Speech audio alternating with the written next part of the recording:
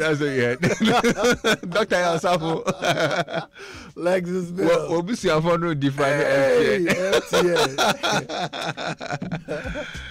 Drive Doctor. Dr. Yasafu is CEO of Medicars Hospital, and he joins me today as we talk a very serious subject. Doc, thank you very much for coming. How are you doing? Thank you. I'm good. How are you? I'm very well. Thank you very much. So, yesterday, Doctor, we had a very serious issue to talk about. One, when I got to the office, I had a letter at the front desk. Right. One of our listeners who wanted to remain anonymous had had dropped a letter at the front desk for me, and his or her issue, I don't know whether it's a him or her, his or her issue had to do with addiction, and that they were addicted to marijuana. And parts of the letter reads, I went to a party with some friends and I met new people. I tried new things, and one of the new things I got introduced to was weed. From then on, I could not stay away from it. I always had the urge, things escalated, and I became good at a point. I found myself a dealer so I can have regular supply. Now, Lexus, sometimes I smoke. The times I can't smoke it, I lace my food or my drink with it. Now, wondering why I got addicted to it and became totally dependent on it? Well, when I'm on the drugs, it gives me this calm, easy state of mind. I feel very positive and in charge. And when I'm not, there's so much anxiety. And most of the time, I don't know what I'm about. I freak out. I get super nervous, and the drug normalizes me. Right now, I just want to get there, feel positive and in charge without any catalyst in the mix. Yesterday, for instance, I said no more. I went all day without it, but I felt really awkward. I just could not focus on anything. I was simply lost and miserable. I could not sleep. By 2 a.m., I knew I had to rescind that decision of no more and get it into my coffee. And almost immediately, my life normalized. I need help. So we actually put it out there for people to also suggest ways that this person who's addicted can get help. But today, I want us to look at it from the medicinal point of view, from the medical angle. Right. You're a doctor. You've dealt with drugs in this category before. Right. I don't know whether we call them hallucinogens or I don't know what term you would give, but I'm sure it has something to do with the hallucinogens. Yeah. And you dealt with people who are having addictions. How do people get out of it? So from the medical point of view, is there some education that we can get? Well, you can hit us up on WhatsApp if you have any question for Drive Doctor on this particular subject, but go along with our conversation as we go on. Doc, so this is our issue for today. Right.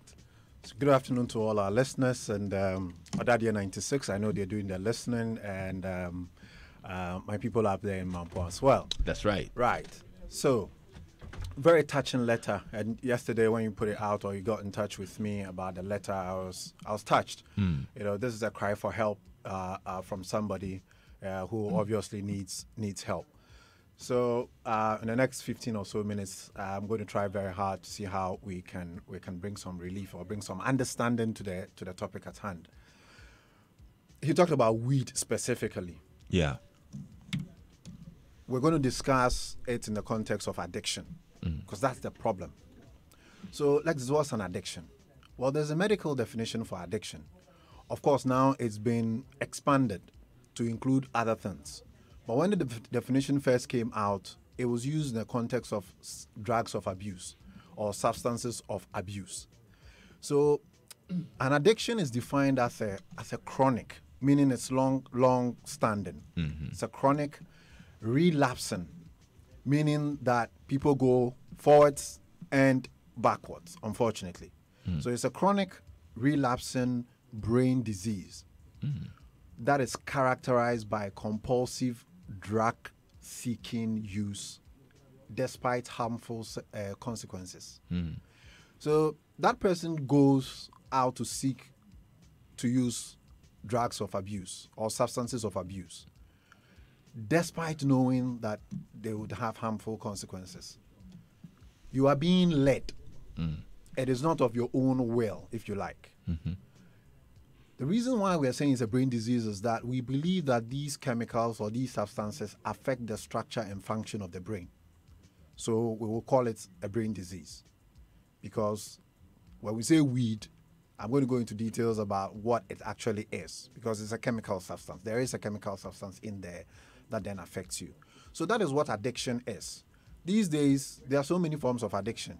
People are addicted to other things that are not necessarily chemicals or drugs.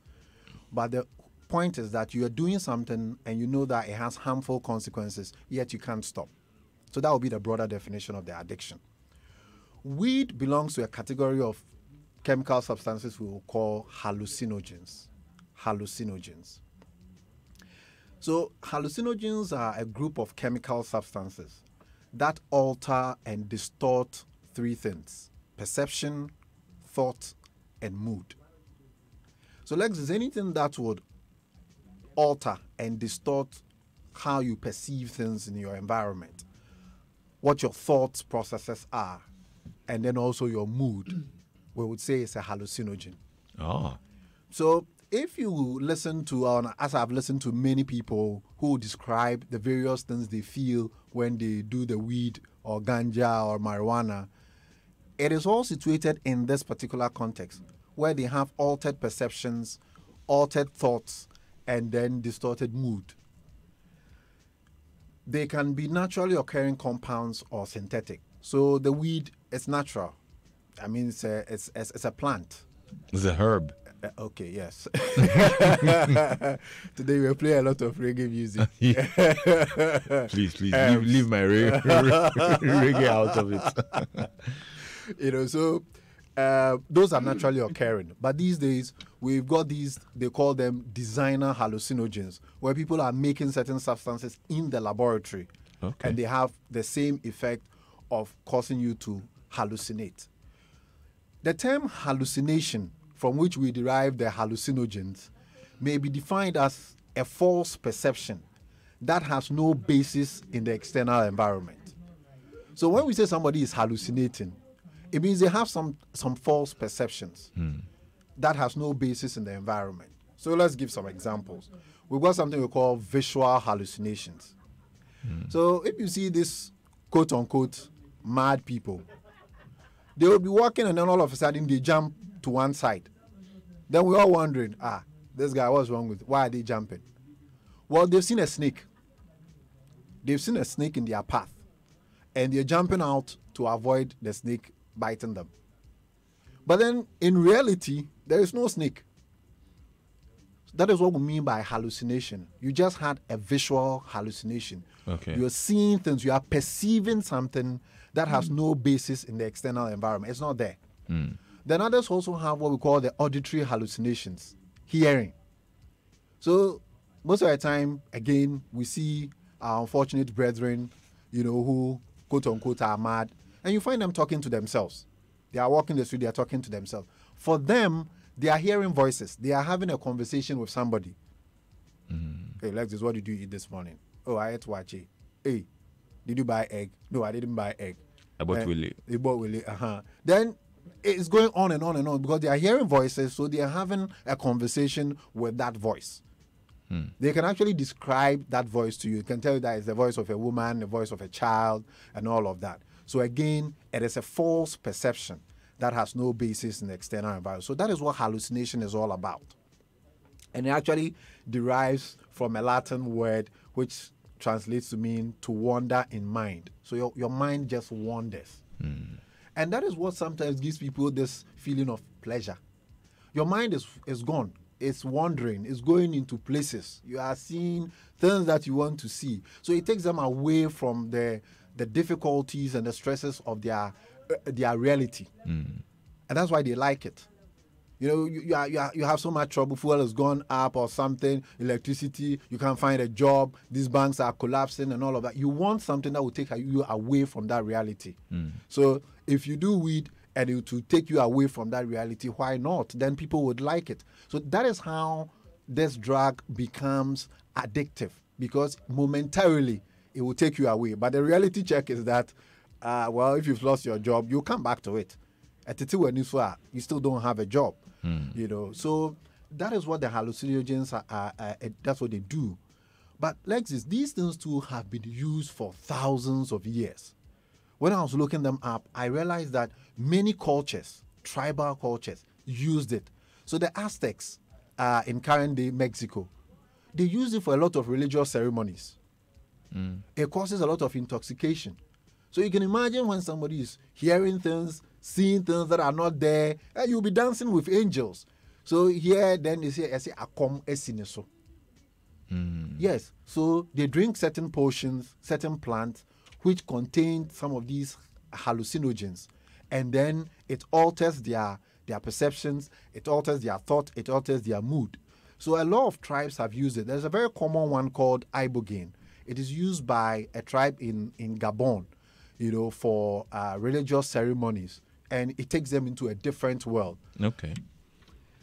Now I want us to run through some of the effects if you are doing weed and you are doing other hallucinogens. So weed, we'll call it cannabis. Okay. I think when we open the phone lines, we should ask people to tell us what the street names in Ghana are. Ganja in Tampe, all those things. So we should ask people to tell us. I wouldn't know that. Okay, One, the first effect of a hallucinogen, that it gives you a heightened awareness of auditory and visual stimuli. When we say auditory, we mean hearing. Yeah. So they tell you that they can hear things. Even the slightest of noise they will perceive. And then they also see, they say they see things. Yes, it's one of the things that a hallucinogen will do to you. Lexis, there's something we call a confusion of the senses. I was struck by it. Sometimes people tell us that they are hearing colors or seeing sounds. Hey. They're hearing colors. Yes. And seeing sounds. Okay. Yeah. That's what we mean by a confusion of the senses. The medical expression is synesthesia. Synesthesia, a confusion of the senses. You're supposed to hear the sound, right, and see a color. But not hear color and see sound. Exactly. So it can be terrible for them. So they are speaking and then you ask them, why are you speaking gibberish? After they go and drag on it a bit, there's a confusion of the senses. Wow. Right. There's also a sensation of enhanced insight or awareness. And I think our friend alludes to that. When we say insight, then it means they think they understand things better. But don't they? No. So it's a false perception. It's a false perception. Because I was going to say that if it enhances insight and awareness, then that's good. No. It's a sensation.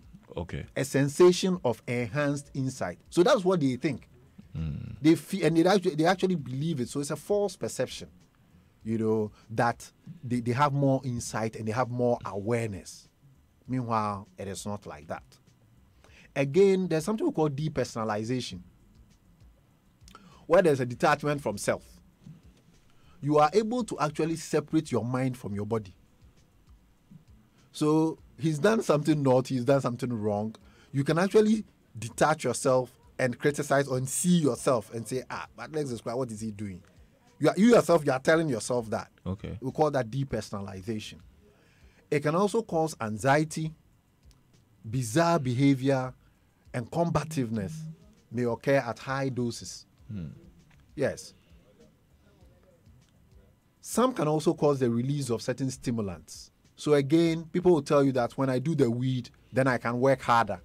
Yes, because some of these hallucinogens, they are also stimulants. They release some locally produced stimulants, endogenous stimulants. So you get hyper. Your heart is racing, your blood pressure is elevated, fast breathing, so it's just like anybody who's doped, for a sport. So yes, they get pumped up. That's the expression that I sometimes use for them. They get pumped up. And it is all because of the effect of the hallucinogen. Interesting. So, Lexis, these are some of the effects. Okay, so and these hallucinogens, you mentioned that cannabis yes, are parts weed, of them. What else do we have? Yeah, so you can also have something we call hashish.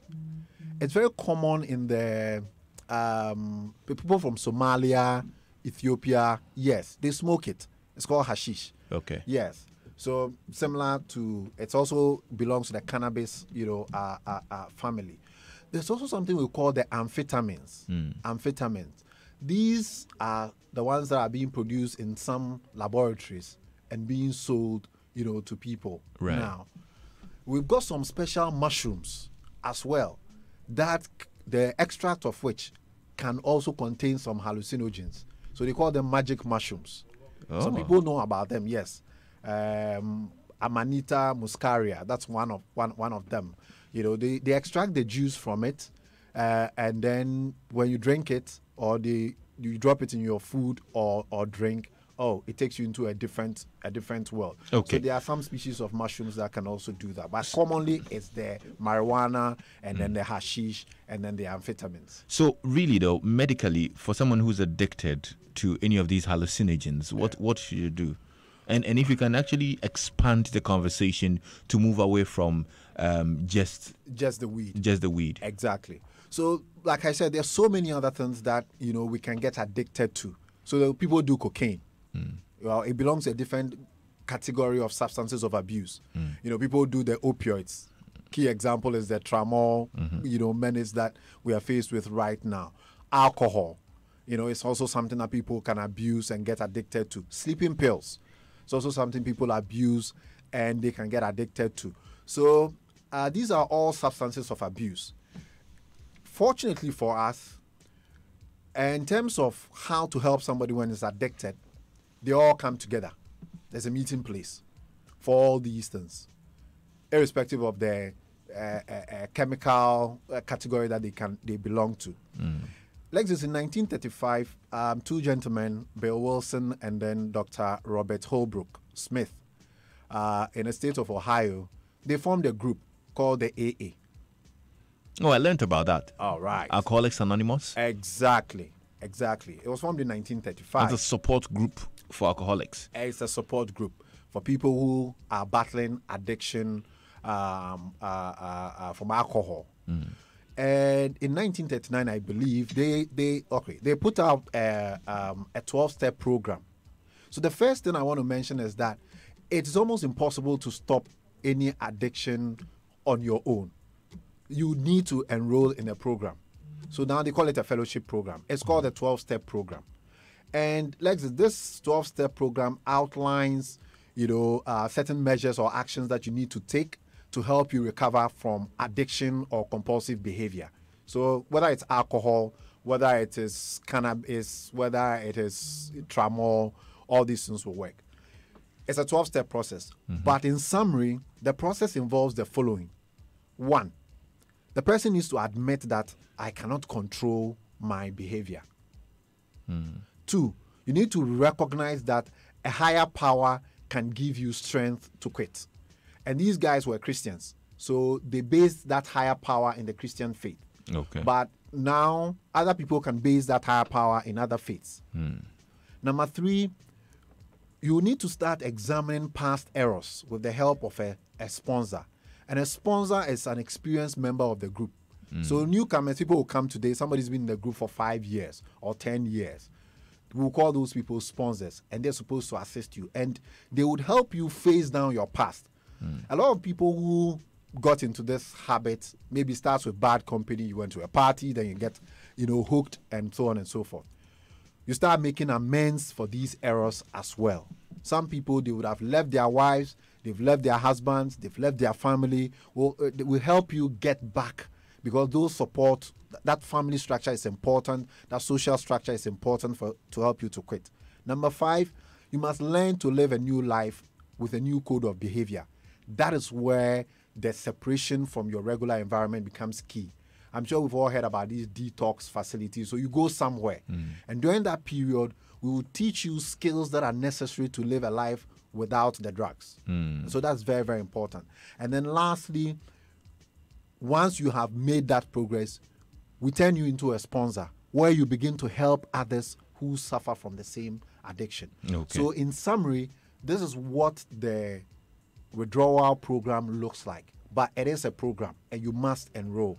It is very, very difficult for anybody to just say, I've quit an addiction or an addicted behavior. I think yesterday a lot of people alluded to that when we activated phone lines and even suggested some facilities, some rehab facilities. Right. One in Ashaiman and I think Cape Coast or something of the sort. I don't know whether... Unfortunately, we don't have enough of them around. Yes. Is Medicas able to help patients or people who have these? Absolutely. So Okay. we've got our program, and it's manned by a chaplaincy.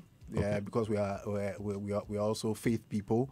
So we've got a chaplaincy. Then we've got a clinical psychologist. We've got a psychiatrist as well. Okay. And then the medical team, to support. And thankfully, because of our location, we are quite secluded, away from it all, up in the mountains. And the environment is convenient for people to actually make that step, because you need to stay away for a bit for us to take you through this particular program, Okay. that 12-step program.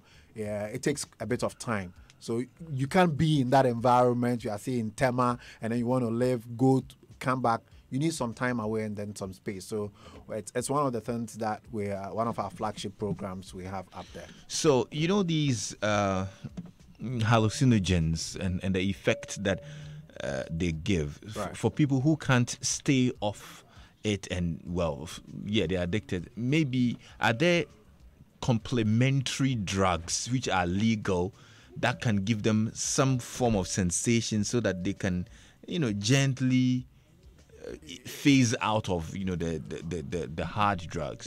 Right. You're absolutely right, Lexus. I mean, that's what we do as part of the program. Some of the things are licensed, which we use to help, because once there's been a physical dependence, the body needs the drug. You can't stop. If you stop one day, they get affected. So there are certain medicines that have been approved, which we use, which will give you similar symptoms, but at the end of the day, help you take away that craving you have for that drug. So, I mean, that one I can't talk about it on air, Okay. but it's part of the program, and that's why we've got a team that has doctors who are qualified, who are licensed to use those kinds of medicines. So medically, there's a way out for people who are addicted to Absolutely, hallucinogens. there is a way out, but the first step has to be from that person. The decision has to be made, and I'm very happy our friend has made that decision that, look, I'm tired, I'm fed up. Then medically we can intervene, and then we'll put you into that program, that 12-step program, and then hopefully you come out. When it comes to addiction, there's that element of relapse, but we can't tell. Some people will go 10, 15 years and they haven't used. We won't say we've cured you, but we'll say that, well, we'll put you in remission. He's not used for 10 years. That's what we'll say. Yeah, so unfortunately, sometimes people fall back because they will go back away from us and they get into the same environment and the same society, and that sometimes becomes problematic. Okay. Well, I know this conversation might take a while, but unfortunately, we only have this much time. So for folks who want to find out more, and probably some people need help in that regards, how can they contact the team at Medicas Hospital? Right, so we would continue the conversation on our Facebook page, Medicas Hospital. If you want to come to us now, we are in Medina and we are in Mampong as well. Just 15 minutes from the Ayumensa toll booth. Medina, we are at Firestone. Yeah. And our telephone number 0501 477 340. Okay. So that's about it. Thanks a lot for the bit of education you've given us this afternoon on hallucinogens. Yes. Folks, if you have an issue, you can contact the team at Medicas Hospital and they can help. And for our friend who, I still don't know who the person is, but they tell me that they I listen hope to he Drive knows. Time.